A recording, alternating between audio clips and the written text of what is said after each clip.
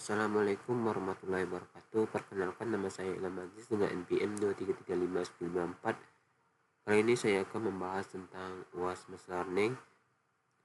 Dan di sini tujuan saya membuat sebuah project ini itu kita membangun model machine learning untuk mengklasifikasikan tingkat risiko kesehatan ibu hamil berdasarkan data medis serta membandingkan performa algoritma Bayesian Tree dan Cleaner Resnick-Bar atau KNN. Nah, metode yang digunakan dalam penelitian machine learning ini adalah dengan pendekatan klasifikasi. Nah, metode klasifikasi digunakan untuk mengelompokkan data ke dalam 3 kategori tingkat risiko kesehatan, yaitu low risk, mid risk, dan high risk berdasarkan atribut kesehatan yang tersedia pada dataset. Nah, model yang kita gunakan itu pertama Bayesian Tree dan Canarus Resnick-Bar. Nah, kedua model ini kita bangun menggunakan data latih, kemudian dievaluasi menggunakan akurasi, precision, recall, F-score, dan confusion matrix untuk mengetahui model dengan performa terbaik. Nah, lanjut di sini pada yang pertama itu kita mengimport seluruh library yang dibutuhkan dalam proses machine learning. Library yang digunakan meliputi Pandas untuk mengolah dataset, NumPy untuk operasi numerik, Matplotlib dan Seaborn itu visualisasi data, serta scikit-learn untuk processing. Nah, lanjut di sini ada Mount Google Drive dan Load Dataset. Itu kita menghubungkan Google Colab dengan Google Drive, kemudian membaca dataset maternal health risk. Itu dataset kita yang kita pakai dengan menggunakan Pandas. Nah, seperti yang dilihat, dataset berhasil dimuat ke dalam data frame sehingga siap digunakan pada tahap analisis. Lanjut itu kita menampilkan dataset yang kita hanya menampilkan 5 data pertama. Itu tujuannya kita memastikan dataset berhasil dibaca dengan benar sekaligus melihat struktur awal data yang akan kita gunakan. Lanjut, di sini ada informasi dataset. Itu kita melihat informasi umum datasetnya. Nah, informasi yang ditampilkan itu meliputi jumlah baris, jumlah kolom, tipe data, setiap atribut, serta jumlah data yang tidak kosong pada masing-masing kolom. Lanjut di sini ada statistik deskriptif.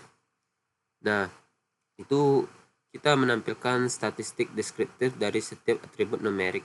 Nah, seperti terlihat pada outputnya yang kita hasilkan itu berupa nilai rata-rata, standar deviasi, nilai minimum, dan nilai maksimum.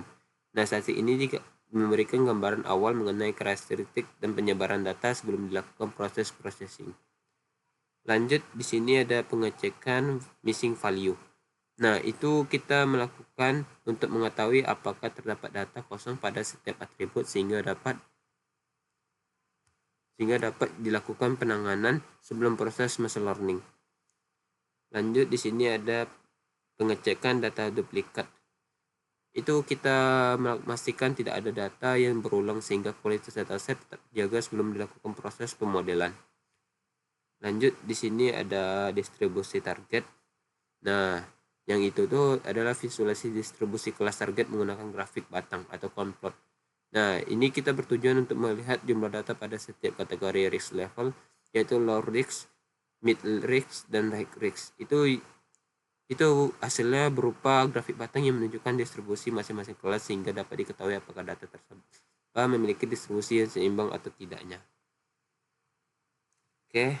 Lanjut di sini ada distribusi setiap fitur. Itu kita menggunakan visualisasinya histogram. Nah, visualisasi ini juga kita mengetahui pola penyebaran data pada setiap fitur seperti X, scattolic, BP, BS, body temp, dan head rate. Nah, itu masing-masing atribut sehingga memudahkan dalam memahami karakteristik data. Lanjut di sini heatmap korelasi. Nah, itu tuh kita menggunakan heatmap korelasi, itu matriks korelasi dan visualisasi heatmap dari Seaborn. Nah, heatmap yang kita gunakan itu kita mengetahui hubungan antar atribut numerik dalam dataset. Nah, dan yang menghasilkan peta warna yang menunjukkan tingkat korelasi setiap atribut, di mana nilai yang mendekati 1 menunjukkan korelasi positif yang kuat. Nilai mendekati -1 menunjukkan korelasi negatif yang kuat, sedangkan nilai mendekati 0 menunjukkan hubungan yang lemah. Oke. Lanjut, di sini ada cleaning dan encoding target. Nah, kita melakukan ini untuk berupa data cleaning dan encoding target itu missing value ditangani menggunakan median, kemudian kategori list level diubah menjadi bentuk numerik agar dapat diproses oleh algoritma machine learning-nya. Dan seperti ini tampilannya. Jumlah missing value sebelum cleaning itu ada AG-nya itu ada 3, BS3, head rate-nya 2. Nah, kalau setelah cleaning maka hasilnya 0 semua. Dan distribusi target setelah cleaning tuh risk levelnya ada 0, itu sebagai low, itu level apanya tuh hasilnya tuh ada 35. Lalu lanjut ke memisahkan fitur dan target. Nah, fitur itu sebagai data pemasukan model, sedangkan risk level digunakan sebagai target yang akan diprediksi ya. Lanjut, di sini trend test split. Nah, trend test split itu dataset itu kita bagi menjadi data latih sebesar 80% dan data uji sebesar 20%. Ini agar model dapat dilatih menggunakan data latih dan kemudian dievaluasi menggunakan data uji. Lanjut, standarisasi data. Itu kita menggunakan standar scalar.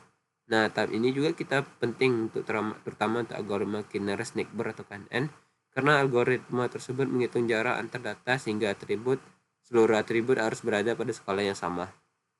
Lanjut, verifikasi hasil processing.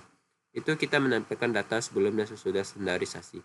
Tujuannya itu kita memastikan proses processing berhasil dilakukan sehingga data telah siap digunakan pada tahap pembangunan model machine learning. Oke, seperti ini. Lanjut, membangun model decision tree. Itu setelah proses pelatihan selesai, model ini kita gunakan untuk melakukan prediksi terhadap data uji ya. Lanjut, di sini evaluasi decision tree. Itu kita mengevaluasi model decision tree menggunakan akurasi classification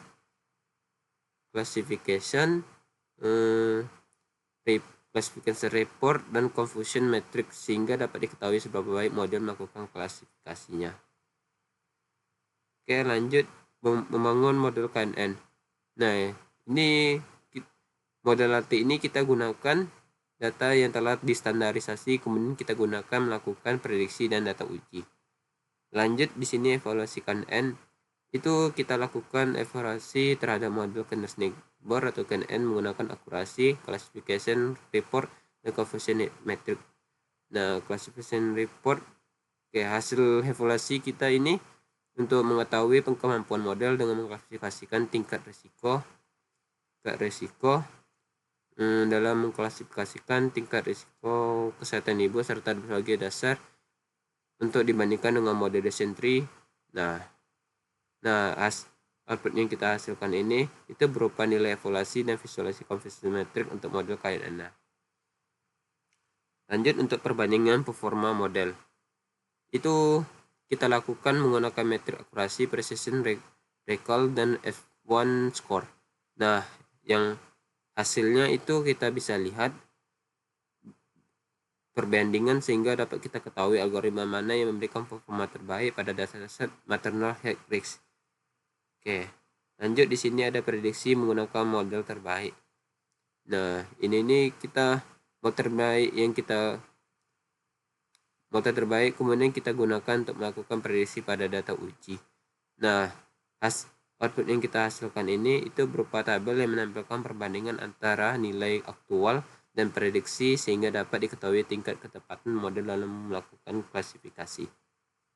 Lanjut pada fitur importance session tree. Nah, itu menunjukkan tingkat kontribusi setiap fitur dalam proses pengambilan keputusan model. Nah, ini berupa tabel dan grafik batang yang memperlihatkan atribut dengan pengaruh terbesar hingga terkecil terhadap hasil klasifikasi. Nah, yang terkecil itu heart rate dan yang terbesar itu systolic CBP. Lanjut, di sini ada ringkasan evaluasi model. Itu kita membuat ringkasan hasil evaluasi seluruh model dalam bentuk tabel.